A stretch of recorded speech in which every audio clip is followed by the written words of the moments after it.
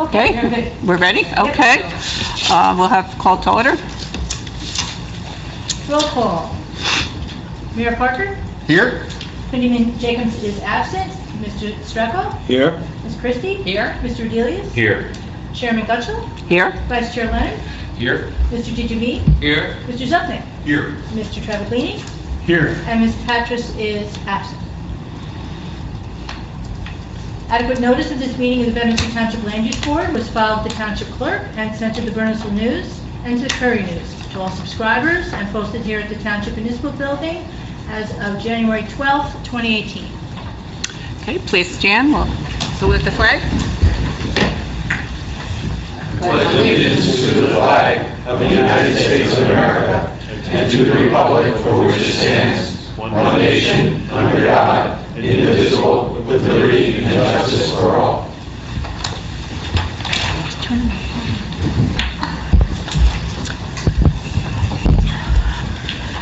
Okay, we have some minutes to approve from last month's meeting, September 13th. Do I hear a motion? Motion approved. Second. All in favor? All in favor? Aye. Thank you. Abstain.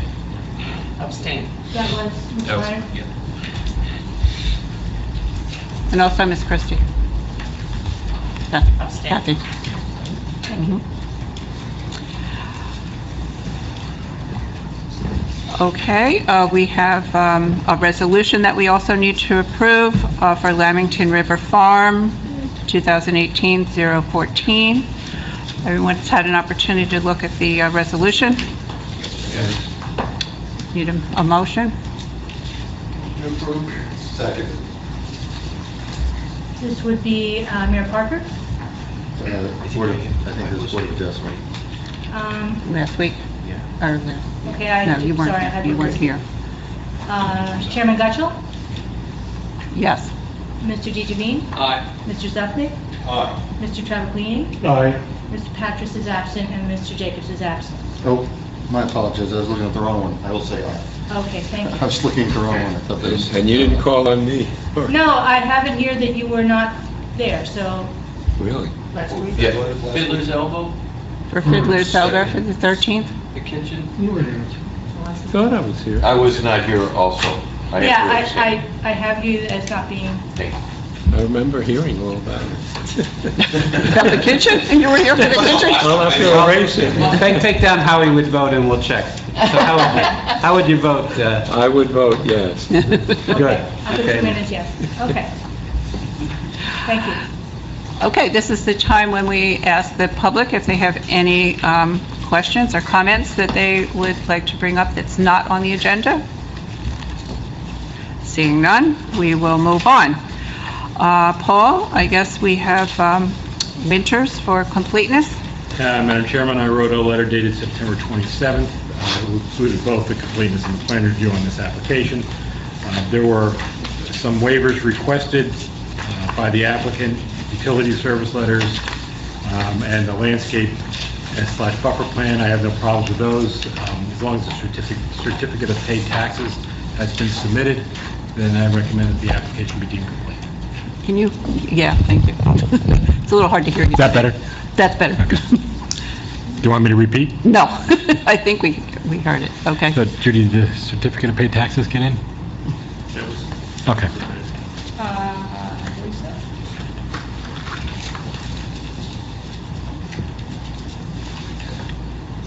I don't see anything here, but I believe that Trina said everything. Okay. So, All right, then recommend it be deemed complete. Board, So- it would be in order for the board to make a motion to waive the remaining items for completeness and deem the application complete. Is there such a motion? So moved. Second. Okay, motion to grant the waiver, Mayor Parker? Aye. Mr. Strecco? Aye. Ms. Christie? Aye. Mr. Delius? Aye. Chairman Gutschall? Aye. Mr. Leonard? Aye. Mr. DeGiovanni? Aye. Mr. Zupnik? Aye. Mr. Travaglini? Aye. Thank you. Okay. Paul, can I just ask you this, BIT Holdings, do we have to do a determine a completeness on that as well? Excuse me, not yet. That'll be on the, when we schedule that for a hearing, we'll do the completeness as well. Oh, at the same time? Yes. Okay, all right. I didn't remember it, so I was Right, like... it's an Okay. application to change out the lighting at the Hill Shopping Center. Okay, all right. Okay, so I don't think there's anything else. We can go on to our hearing.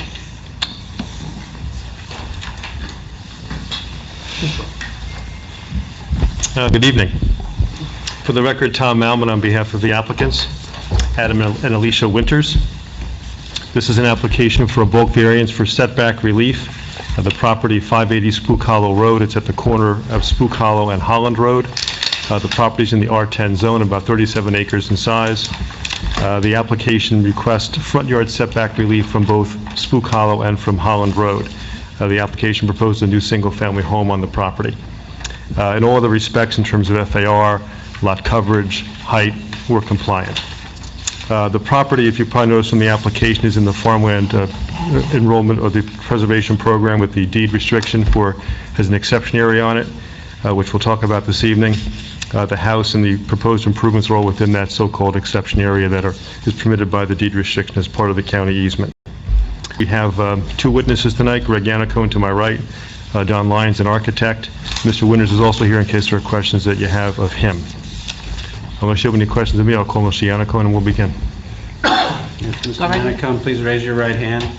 Do you swear or affirm to tell the truth, the whole truth, and nothing but the truth to help you God? I do.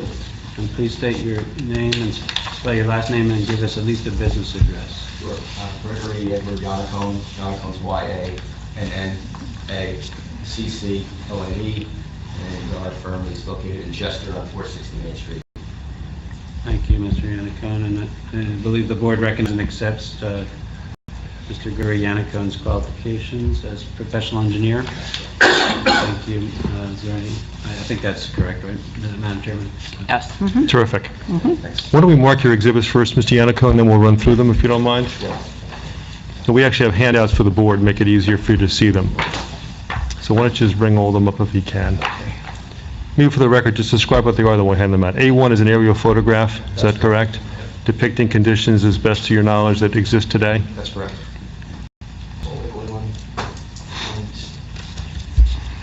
Put today's date on. That'd be great, thank you. 10-4. A2 will be a series of photographs to my left.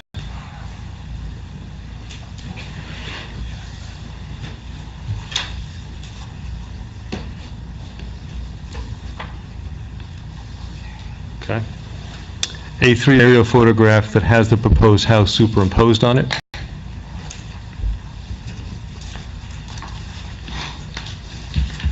All right.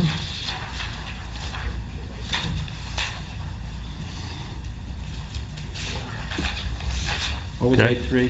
A3 is an aerial photograph, Mr. Collins, but it has superimposed on it the proposed house and the associated improvements.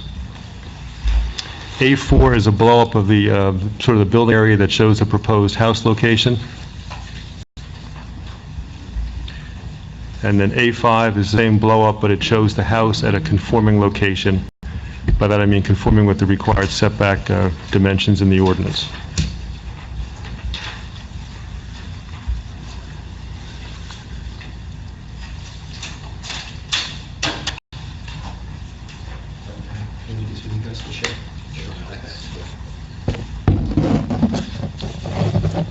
Do you want to hand them out for the... Yeah.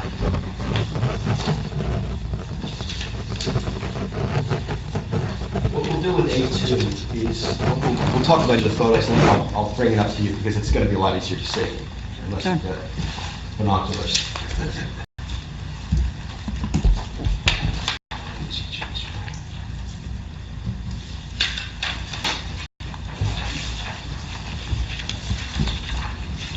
We have on the board for you though, Greg.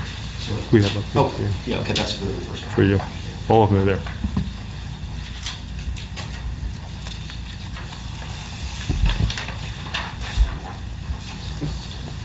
Let's start, please.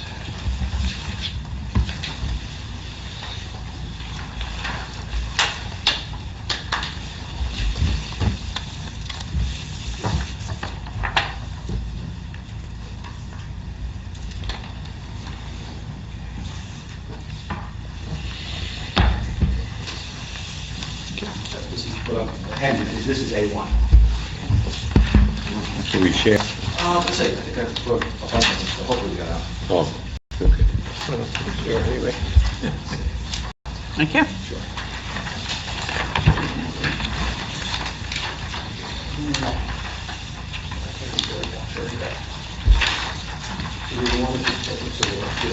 Yeah, let's start with this one. So, does Mr. Collins have one as well, Mr. Benish? Yeah, we have, yeah. Okay. So A1, you've heard me describe it as being an aerial photograph that depicts the existing conditions. Why don't you talk about where we are in the township, what's on the property today, natural features, man-made features, and we'll talk about what's being proposed. Sure. The property is located at the intersection of Spook Hollow and Holland Roads. The gross lot area is 37 acres. There's 29.5 acres preserved as permanent agricultural easement. The remaining 7.5 acres is set aside as a non-severable residential exception area. So of course that's where improvements need to be proposed. There is, and it recently was, a single-family home on the site. I don't know if anybody's driven by. A demo permit was applied for, received, and they've taken some structures down. But the rest of what's out there is a single-family home. There's a barn, tennis court, pool, and some other outbuildings. Somewhat incidental to what we find in a farm operation. What our goal is to work with the existing barn and keep that, but the other structures are coming down. The property is predominantly farm fields with a few hedgerows, consisting of primarily scrub cedar, some mature hardwoods, understory vegetation. Hedgerows generally run parallel to our lot lines and along Holland and Spook Hollow roads. There's also a wider band of native hardwoods along the westerly boundary. Again, a very nice buffer along that side. And along the roads, with what you have out there, we think it provides a pretty good buffer if you're driving up and down Holland or Spook Hollow or seeing into the property. The property is surrounded by large lots with stately, well-kept homes, and if we're lucky, that's what our client will have here someday, and we're hoping that we're able to do the same thing. And what we've done on this exhibit is we've overlaid the non-severable residential exception area boundaries and the required adjusted building setbacks onto the aerial photo, so you can see how limited we are in terms of where the new home could be constructed and conform with your requirements. There's just a small section in the upper right-hand corner that we could fit our house in with the conforming setbacks. That's my overview on Exhibit A1. I'd like to move to the That's fine. A2. So A2 are the site photographs, correct? Sure, yep. What I'll do, I'll talk to each one of them, then I'll bring the board up so you can take a look. We can pass it around everybody. Maybe you can read, when you refer to the photographs, you can refer to A1, which is posted up on the board, just show the board members where these photos, what they're depicting. Sure, okay.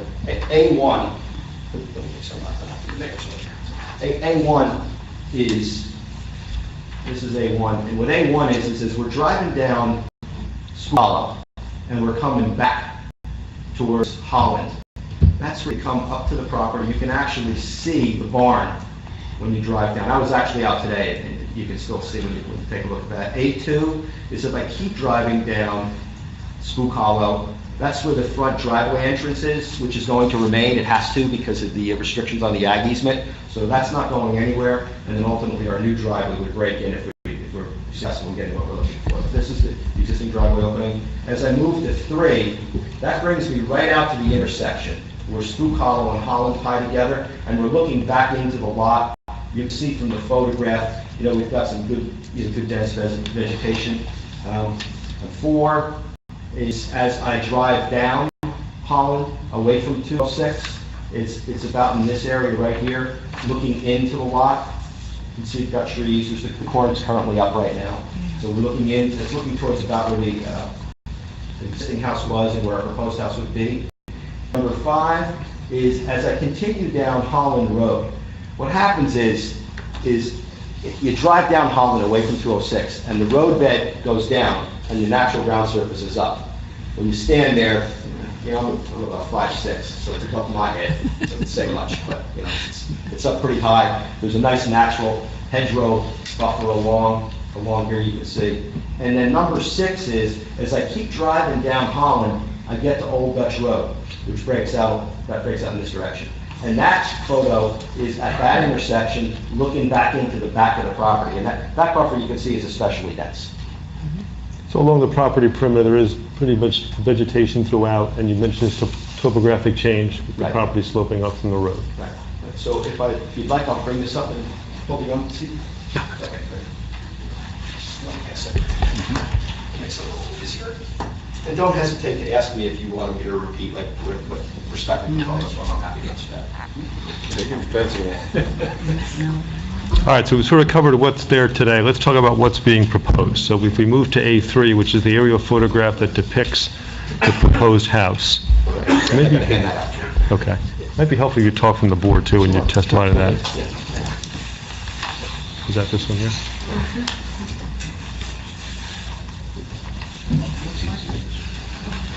And just for the record, what we're depicting on A3 in terms of house locations, the same location depicted on the plan submitted to the board, is that correct?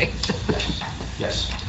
Only difference is, on this view, I'd like to, A1 is as if we're flying over the site from about 10,000 feet. Yeah. Make a believe flying well, North Airport would go a lot lower, but say you're up high, you're 10,000 feet. This perspective is as if you're flying probably about like 3,000 foot, 5,000 feet, something like that. And what we did with this one is, in this case, we have overlaid the proposed house and improvements, showing where we want to be, in relation to the non-severable exception area.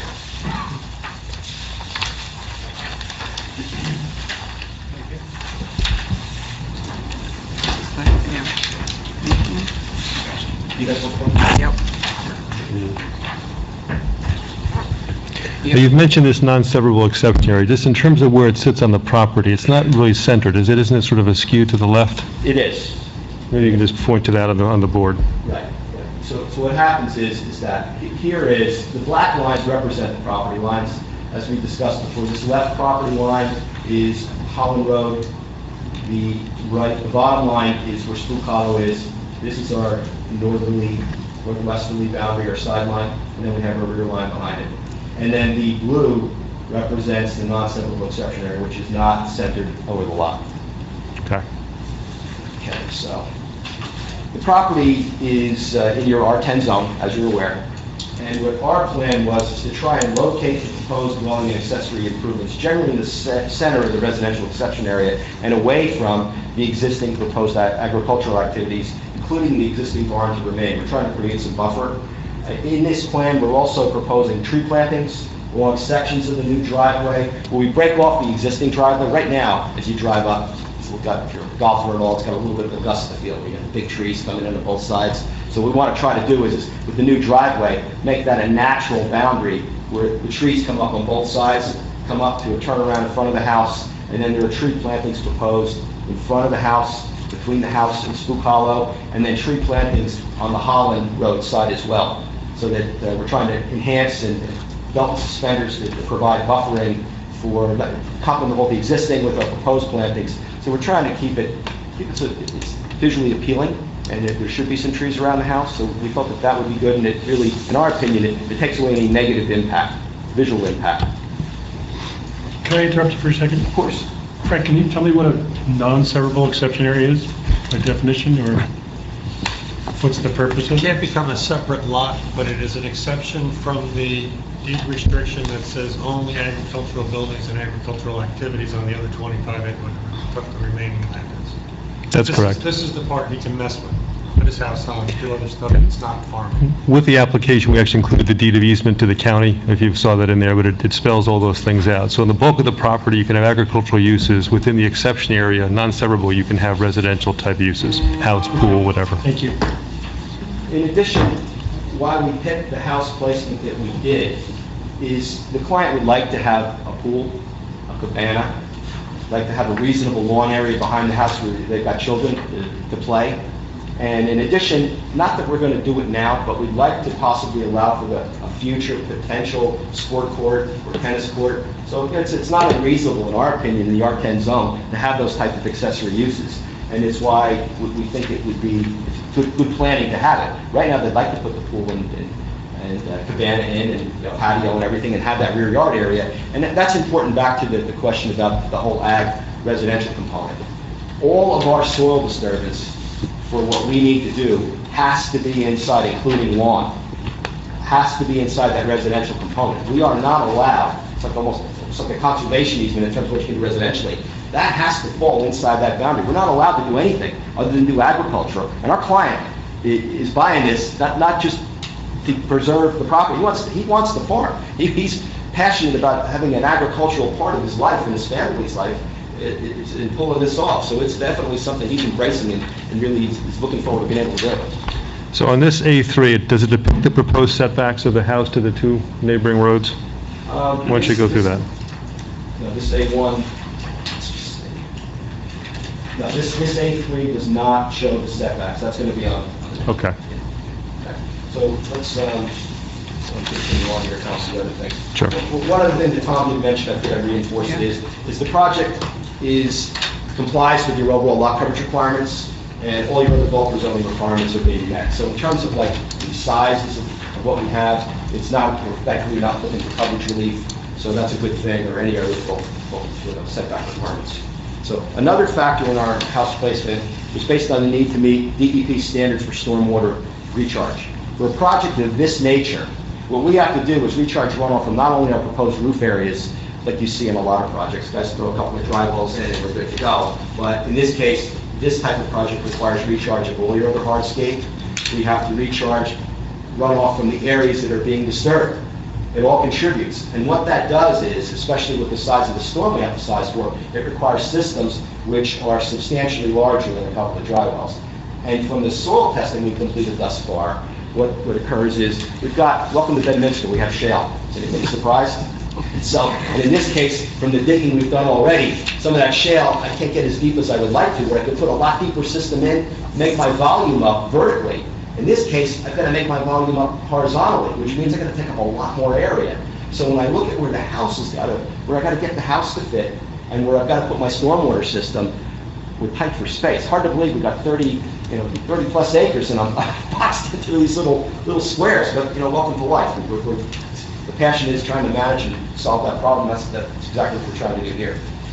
Tying into the stormwater is that we've got to make sure we're going to be able to get our system gravity floated, because I've got to collect all this and put it in inlets and run by gravity down to where our recharge area is. So topography is key to that. I've got to have that system downhill. Well, in this case, what I've got is the property, and I'm referring back to A1 for the moment here because it's in front of me. Actually, I don't need to get off about the A3. That's what's in front of me. What we've got is generally gently sloped. I'm sure everybody's driven down Holland and Spook Hollow. Most of the property is gently sloped, 2 to 5% slopes. But in the residential exclusion area, I've got 2 to 5% slopes in the front portion of the property, but in the back, and I'm referring to the upper left corner and the area where the existing pool is, the slopes are a little more moderate. In that case, I've got slopes somewhere in the range of like 8 to 10%. And what I would describe is between where the existing house is now, down through the proposed house, it's like a spine, slight knoll. And that's why they probably built the existing house where it is. It sits on just an ever so slight knoll, falls off to the back, a little more moderate slopes, falls off to the front, a little more slight slopes. Well, we're trying to ride that spine and keep the house on it.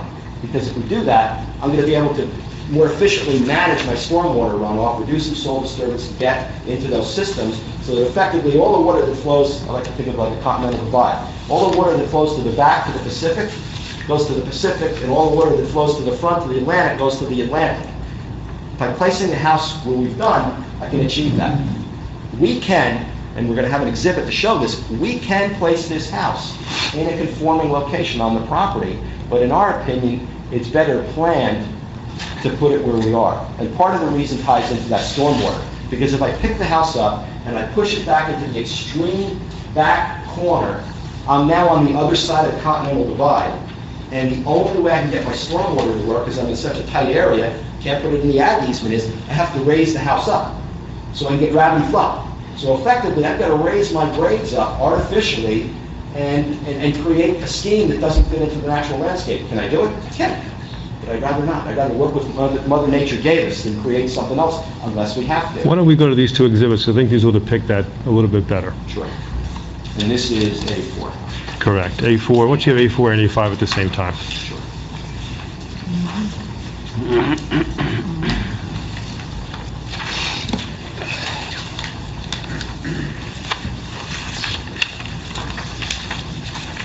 what I did with these, so it's clear to, get a mix up. One's labeled the proposed plan exhibit. That's what's in your application package.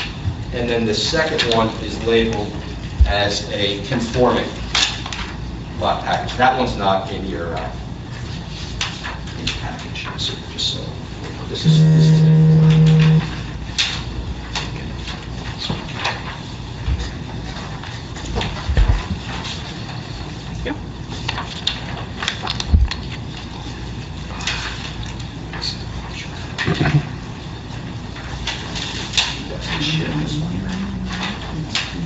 That's already four, and that was three. Well, I got you this one. They got the, so that's it.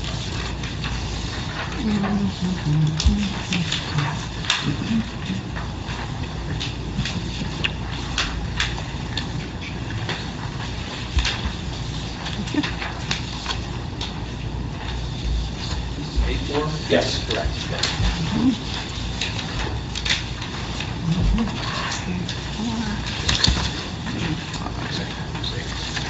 So just so we're clear, A4 is entitled Proposed Plan Exhibit. That shows the house as proposed.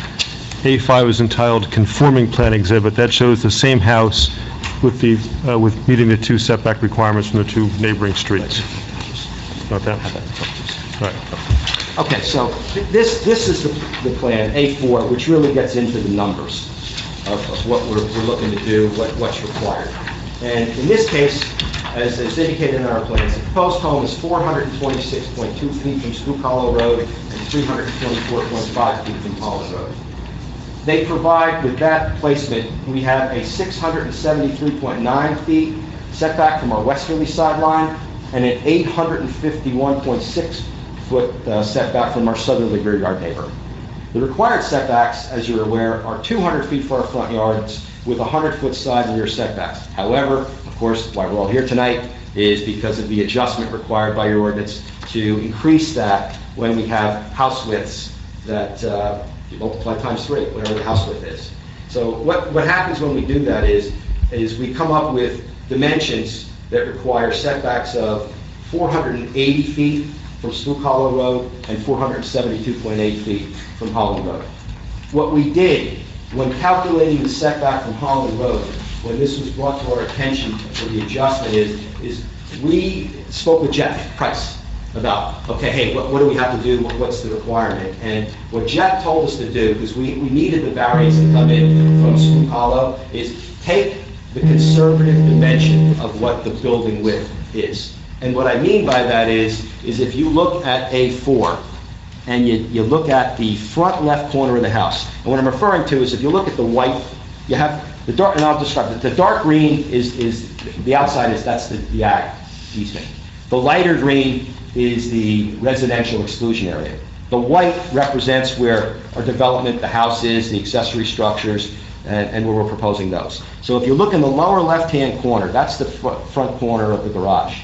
And what we did is we measured that dimension back to where the point we're measuring to is right below the future pool, the chimney. That's the most conservative width that you could come up with, all right? And that's what we used to quantify what the required setback dimension was. I'm talking, Jeff and ourselves, I'm comfortable with saying, look, I can't give you a more aggressive interpretation than that. If you want to go to the board, that's where you guys are here to get the big bucks to make these kind of decisions.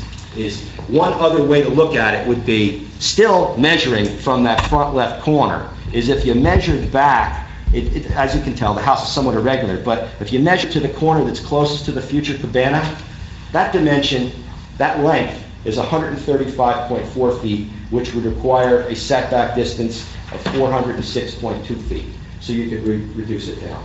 What we agree, and I think any reasonable person would, is you couldn't even think of trying to reduce it as you front on Spook Hollow. We don't see any gray area interpretation there. We see someone, a reasonable person, could look at it and maybe come up with that reduced setback distance. So that's something that we wanted to talk about with the board and see if they would look at that as a potential interpretation to come up with a reduced setback. So why don't you focus on A4 and just talk again about why the house is located where it is relative to topography given the setbacks you've just laid out for us. Right. Well, what we've done is we've placed it in a location that that's on that spine that I'm talking about. This one's a little clearer. If you see with the dotted lines of the existing house, and when you look at the topo, it's on that continental divide.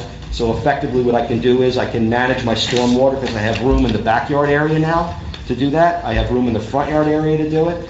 And it's provides more area for our recreational opportunities, the cabana, the future pool, a sport court if we wanted one, a decent backyard.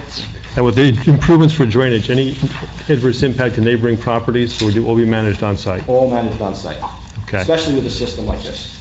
Okay. Let's talk about A5, which is your last exhibit, the conforming plan. Just talk about that, maybe compare and contrast the proposed plan versus the conforming plan, and really highlight some of the significant differences. Sure. This goes back again to the idea of using this color coding is the dark green, ag, lighter green, residential, and the white areas are area that can be developed with house and our accessory structures. Obviously, we've got to keep, for the setbacks, the accessory structures have to manage within those setback requirements. So we've got a substantially smaller area available, and in order to get it to work, what I've got to do, this goes back to my point about raising the grade of the improvements, and because the distance from where our pool and cabana would be, which are very tight to the house as it is it's about 6 to 8 feet above grade. And we have to then build a retaining wall, because I can't make that distance up between there. I can't disturb soil in the ag area. So I've got to build a 6 to 8 foot high retaining wall, which isn't very attractive. It's a safety issue. I mean, granted, we put fencing on it, but at the end of the day, it's certainly, in our opinion, not a better way to go. So, I mean, in terms of the negatives or the benefits of the plan as proposed, the backyard certainly is larger. Yes. Right, there's more room between the house and the improvements and the protected area. And in terms of grading, it'd be an easier job to grade at the proposed location Oh, absolutely. and manage on-site. Yeah, absolutely. But I think your testimony is you could make the conforming plan work if you had to. It's going to be more grading, potentially some retaining walls, Higher house coming out of the ground. but still compliant with the ordinance. Oh, absolutely, yeah. Yeah. And more soil disturbance, because now I've got to go further to get my whole stormwater system to work. And with respect to either location, do you perceive any significant impact to neighbors in terms of what they're going to see, the view shed? I don't, and I've been out to the property, I look around, it's a nice, wonderful area of Bedminster. It's a lot of farming going on, that's a very good thing. And I guess the house at the conforming location will be closer to the existing barn, is that correct? That's So correct. closer to the agricultural activities? Sure, absolutely. Yeah, again, our idea was to center it out, now I'm having to push everything over an extreme back right corner. Okay. There have been 2 reports issued by the board's consultants. Have you seen those? I have, First, the one from Mr. Ferrero dated September 27th. yes. And it goes on for about 2.5 pages. We've already talked about the waivers this evening, but there are comments numbered 1 through 16. Many of those deal with drainage issues and other, I would call them site detail issues. Any concerns or comments or objections to the request he's made in this letter? I always love it when I come to a meeting and say, I totally agree with what Paul said, and I'll do what he wants. I like that, too. So if this application is approved, you'd agree to accept all the conditions set forth in this letter? Yes, I will. We will. Okay. And then Mr. Banish's letter, I think he actually asked questions more of the architect in terms of the house design, but I think you've touched on the building envelope and the sort of the site constraints that we have, which really address, I think, part of Mr. Banish's comments relative to this application. I have no further questions for Mr. Yannicone. Any questions from the board on anything that interests you? Go ahead, Bill. The non-severable area, what is the acreage of that? 7.5, the residential is 7.5 acres. 7.5 acres. Yes. So a question for Paul or Frank. When you have this combination of agricultural and non-severable area, the total is 37 acres. Are we still looking at a 37-acre plot, or is there some way that's divided up where, when we look at our zoning, it makes a change to our zoning?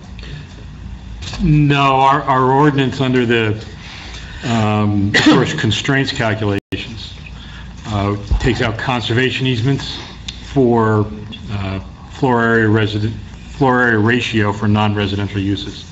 This is not a non-residential use, and it's also not a conservation easement. So it's the whole parcel.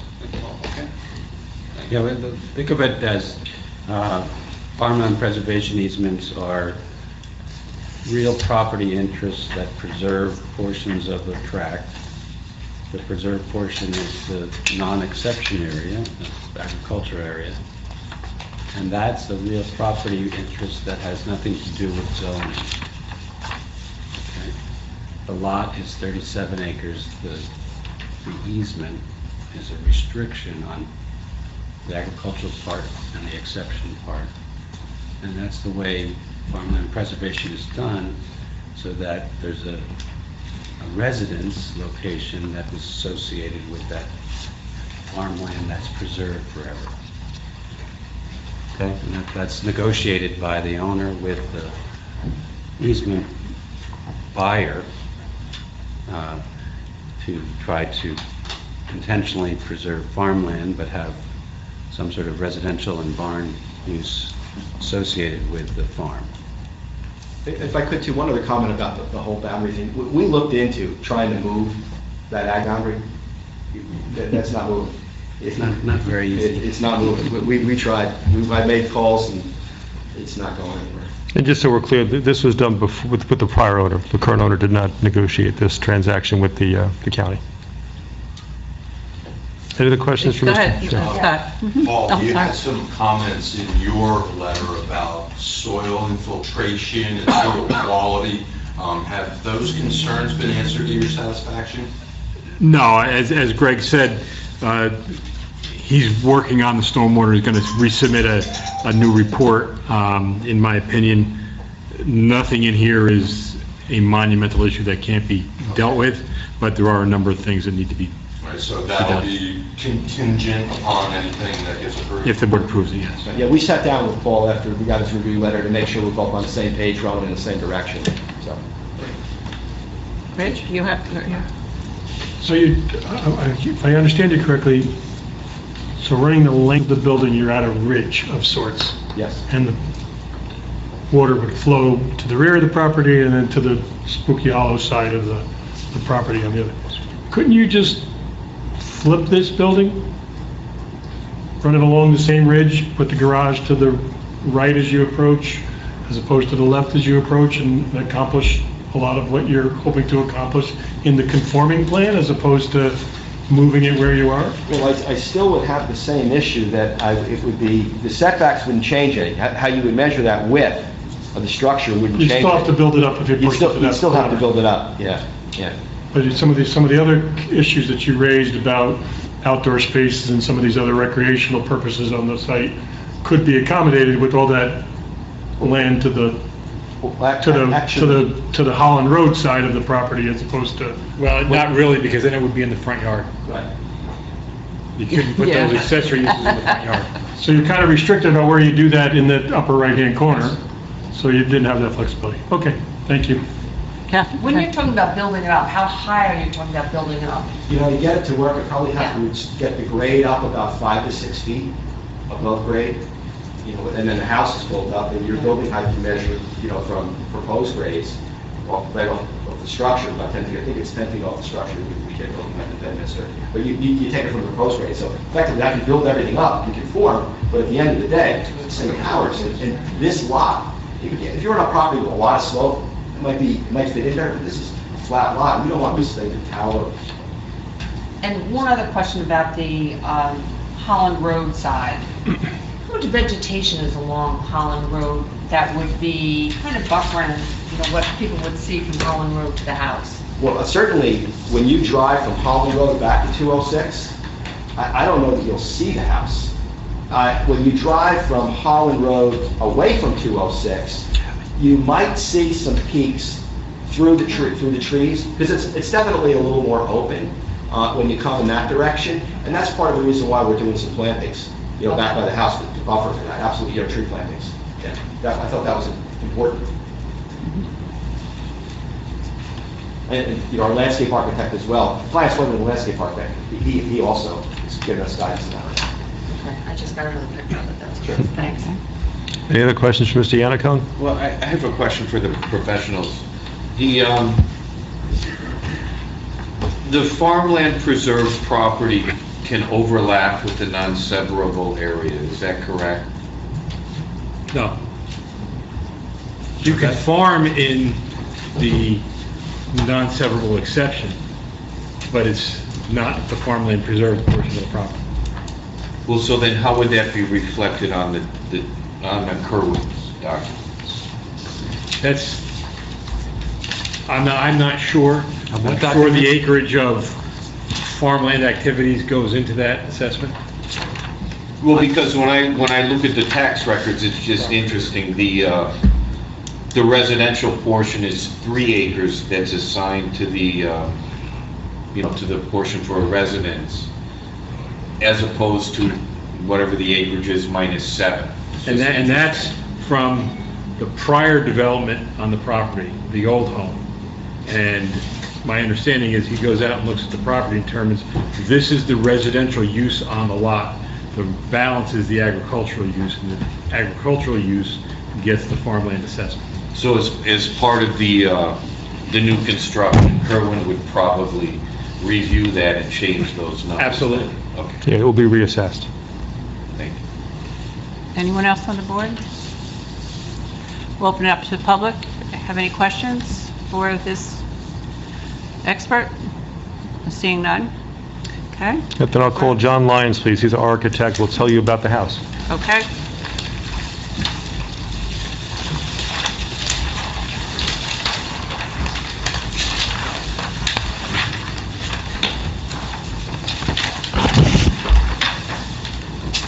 Let's get you sworn first. Mr. Collins, if you wouldn't mind? Yes, Mr. Lyons, please raise your right hand. Please swear or affirm to tell the truth, the whole truth, and nothing but the truth to help you God. And please state your name and address and spell your last name. The business address is sufficient. John Lyons, Lyons, 27 Hart Street, Dehart, Morristown. Mr. Lyons, you're a licensed architect in the state? I am. And just give us your educational background, your experience, I please. have a Master's of Architecture from NJIT, New Jersey Institute of Technology, and I'm licensed in the states of New Jersey and Pennsylvania. And you prepared the plans on file with the board? I did.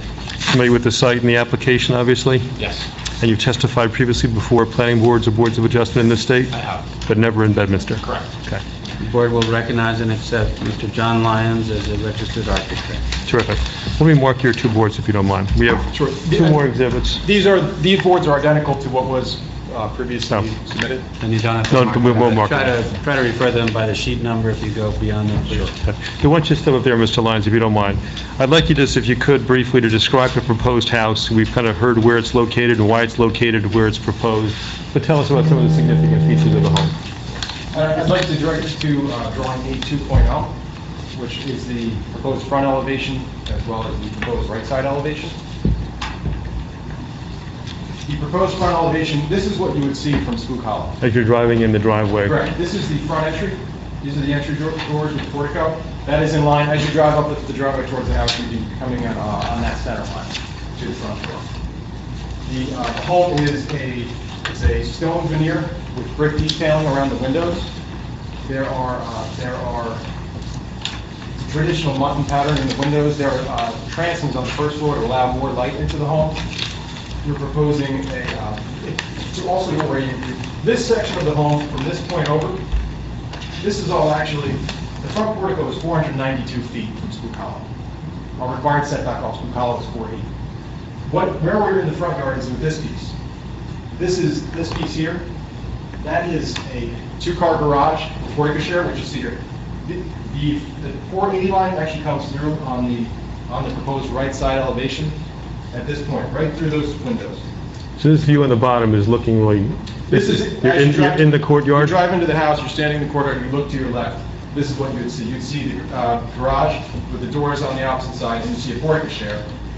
And what our goal was in designing this is these pieces, which again project towards you in L-shaped configuration, these are much lower. This roof is only 17 foot 1 inch tall. This is only 24 foot 3 inches tall. So they're much lower. As it comes down, it steps down towards Spook Hollow. Again, the main body of the house, this is up at, we're at our 35 foot allowable roof height. But these step down, as getting from a max height, it steps down as it comes out towards the street. And the porte-cochere sort of breaks up the massing to a certain extent, doesn't it? It does. It breaks it up in terms of we're able to stagger the roof lines, but also it's an open structure. It makes the building feel much less massive and lighter. So the part that really requires the variance is the part on the left-hand side of the lower part of the exhibit, the step-down piece. Correct. It's this portion of the building shown on the second. Okay. Once you flip to your next exhibit, which would show the other two views. This is drawing A2.1. This drawing depicts the proposed rear elevation as well as the proposed left side. In the proposed left side elevation, this is from Holland. So on the Holland side, we have, looking from left to right, we have a grade position off the back of the house. You have the mudroom entry, and you have the garage with the porte-cochere. So again, you can see how that steps down towards the front. On the proposed rear elevation, you have a great room, which comes out the back. That's this piece, right in the center of the plan coming out towards the back. The main body of the house is shown here. This is our main body of the home. Again, you can see the glass doors across the back and the transoms. So on the elevation from Holland Road, Mr. Yannico mentioned before the way he measured the width, and he included sort of the worst-case scenario, right? The width that we're calculating is based on from this outside of this chimney all the way to the front of that garage. And that chimney on the left is really in the middle of the house. So this is one-dimensional here, but that's actually set That chimney is back. actually in the middle of the house back here. So we measured from this point all the way to that outer point. Correct, to the sort of the longest dimension, if you will. Correct. Okay. How about some of the other significant features of the house in terms of roofing, shingles? Sure. There are some of the unique details on the home are that the roof has a flared V detail. We do is bring the rafter down and then we kick it out. It kind of softens it and gives it a unique detail. There are 4 chimneys on the home, and just jumping back to the front elevation. The chimneys create the symmetry. As you're driving up, you have the front entry and the balance from the 2 chimneys up in the main ridge. There's also a portico roof, which would have a copper roof. And also we show a copper roof on, this is an entry into a mudroom space, and a copper roof on the cupola, which is over the garage. And I guess, in your opinion, this is a house that's fitting for a property of this size and in this Correct. location? Okay. Any questions for Mr. Lyons? Board, any questions? I have a- Yes, go ahead. Is there a lot of regrading to make the base of the house flush, straight? Or, I mean, is there some, undulation? I would let Greg address that. But that's why we placed the house where we did, because there's some grading, but very modest amount, because it sits up on that, what I refer to, that spine. So it's largely already flat? Right. It fit far better into the natural landscape at this location. Good question. So there are two car garages? Right. Attached with a breezeway Yes. or walk-through? Can I ask you why you designed it that way? And I'm just looking at the whole width of the house. Maybe if there wasn't a portico between them, if those garages were attached or closer together, you'd have less distance to the street. Or more distance to the street, the setback. Breaking them up creates, it makes the house feel less massive, in that there's an opening between it. It allows us to drop this roof down so that it steps down and then steps back up, which you'll see on a lot of older farmhouses where there were additions put on, that there are steps and there are different changes in the roof height. Does that answer your question? It does. I guess it's just an architectural option. Okay, that puts you into the setback a little bit further. It does add to the dimension. Anyone else on the board? No? I'll open up to the public.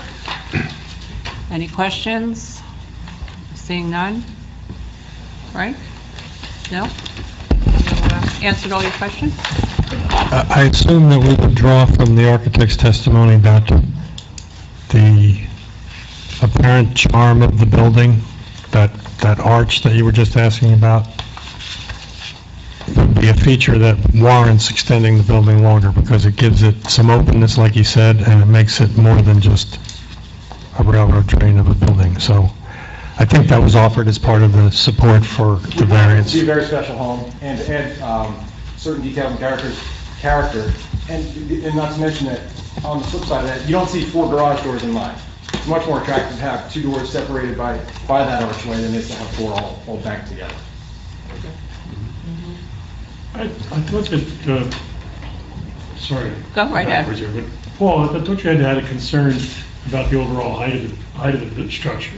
Well, I wrote that letter before a conversation between Mr. Lyons and Mr. Price where they've worked out those issues and they've gotten that resolved. I think the concern was on the chimneys. We just wanted to confirm the height of the chimneys. Exactly, so with the chimneys, we're still at 35? Yes.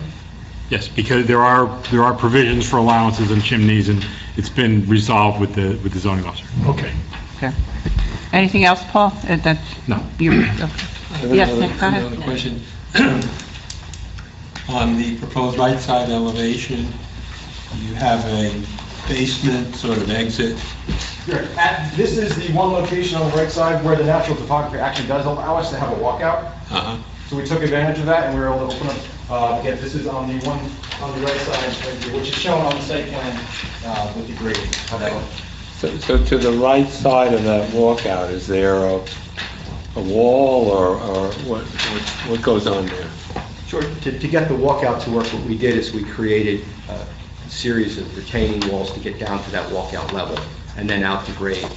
So, and that's the side that faces north, up towards Chester. So South. visually, I'm south. Sorry.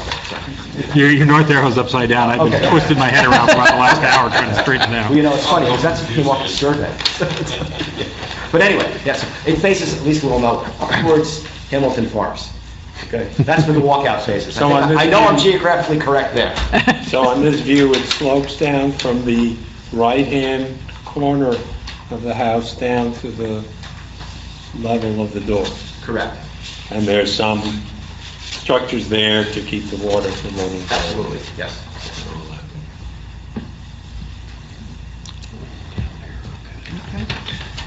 All right. One quick other Yeah, go question, ahead. it's not really a big deal. Is there any kind of a third level, or is it just an unfinished attic up above? Unfinished attic. Because I see a stair on the second floor that goes up. I was just curious. There's no living space like that? No. Okay. Good question. Anybody else? Got any more? No? Okay. Well, Paul? Tom? Yeah, Frank, you have something else? I'm sorry. I just want to verify that the applicant is relying on Greg Yanicone's testimony with relation to the constraints here being both the location of the exception area and the opportunity to site the home in a way that makes it blend into the terrain more than if it were in a more conforming location. I think those were the reasons we heard. That's really the case. That's why we think the relief should be granted. That's all that we have. That's all you have. Okay. Tom? Chairman, I'd recommend just open it to the public for questions and comments one more time. That'd be good. Okay, I will open it up one more time if there's any questions or comments, and I see none, Tom, so. Okay. So if the board is ready, you might consider a motion to approve the C variance application of the applicant as described this evening with the conditions of Frank and Paul's reports and conditions offered this evening. And the standard conditions. I don't have any further comments or concerns. So the board made them. Okay, we need a motion. Motion to pass the... So moved. Seconded. Second. Mayor Parker? Aye. Mrs. Stradford? Aye. Yeah, sorry, one thing I just thought of before you go through this. Okay. I know. He's actually going to like this. I'm doing him a favor, because one thing you and I discussed was the ability to be able to get a construction permit if you meet the conditions before the resolution is memorialized next month. The board would normally incorporate that in its resolution. I just wanted to step in to make sure that got done. Thank you. Appreciate that. Is that That is okay, Tom, helpful. with you, to add that to Feel better? the resolution? His heart's beating again. And is that what the applicant requests, Mr. Melman, that it be effective this evening and you waive the right to written resolution? Yes, Mr. Collins. Okay, so that'll be added to the motion and the resolutions. If the roll was called, that'll be sufficient. Okay, If you thank you, don't Tom. like that, say no, but... But, okay. All right, want to start over there, Judy? I will start over again. Mayor Parker? I will still say aye. Mr. Stefan? Aye. Ms. Christie? Aye. Mr. Udelius? Aye. Chairman Gatchell? Aye. Vice Chairman Lynn? Aye. Mr. GGB? Aye. Mr. Duffy? Aye. Mr. Trevor? Aye. Thank you very much. Congratulations. Congratulations. Good night.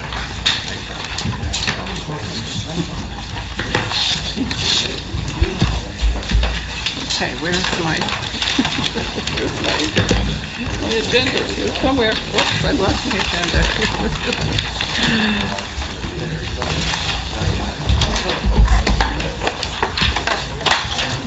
Okay.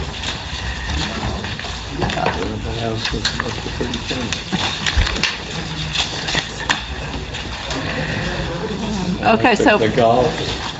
so Paul, we have this pending application. Yes, the BIT application is a site plan waiver request to modify the lighting at the Hills Village Shopping Center. There's been a lot of discussion over the years about their concerns about the effectiveness of the lighting plan. There were some changes done some time ago, and they're still not happy with it, so they're coming in with a revised plan. A new plan, okay.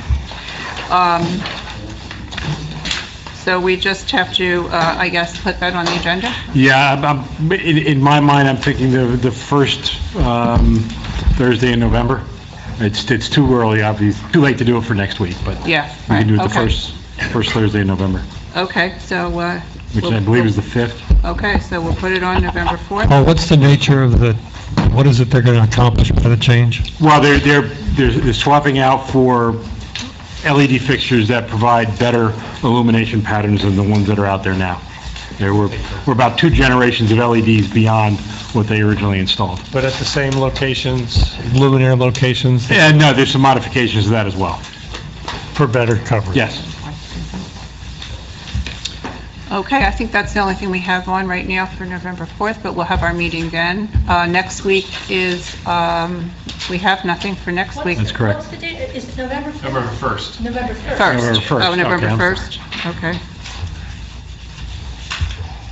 Is that right? Oh, okay.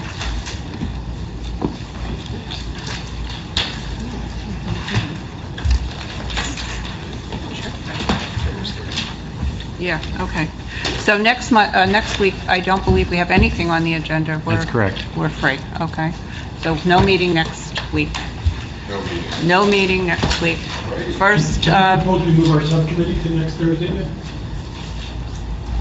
we tried to do that, I believe. Frank, Yeah, Frank had an issue, I think. Frank had an on the issue with 11th? that, I believe. I should be here, right? Oh, I think maybe I did have a conflict and you were accommodating me with that. Yes. Yeah, we tried to make it next I have Thursday. a conflict on the 8th. Oh, you do? Well, can I make a suggestion? As I was walking in, I asked Frank and Tom maybe to spend a few minutes after the meeting, if a couple of us want to stick around, to ask some questions that we weren't able to get to with the 2 professionals, maybe about 15 minutes worth of questions. Yeah, we can cover a couple of things we wanted to get to Tom And with very then hit quickly. that a little bit tonight. And then Yeah, okay. Maybe we'll, does that mean we might not meet Monday? Can we take a 2-minute break? That's what he Oh, suggested. well, no, yeah, we would do, that wouldn't be with the whole board. Yeah. No, well, we, Yeah, yeah. Rain, Oh, yeah. and then come back. Well, depends on where you're gonna get the drink. With the water. Oh, yeah. Delicious Heights, maybe not so much. Oh, it's not that far. okay, so we need an agenda to, for tonight, for motion for tonight, Second. to adjourn. Aye, aye. I moved to, somebody did it. We're just moving to the bathroom, I think. Okay, Fair enough. okay, but there's no meeting next Thursday? No meeting. Okay, okay. Okay, got that. Thank you. Oh, yes. We did. We did adjourn. Thank you. Yeah.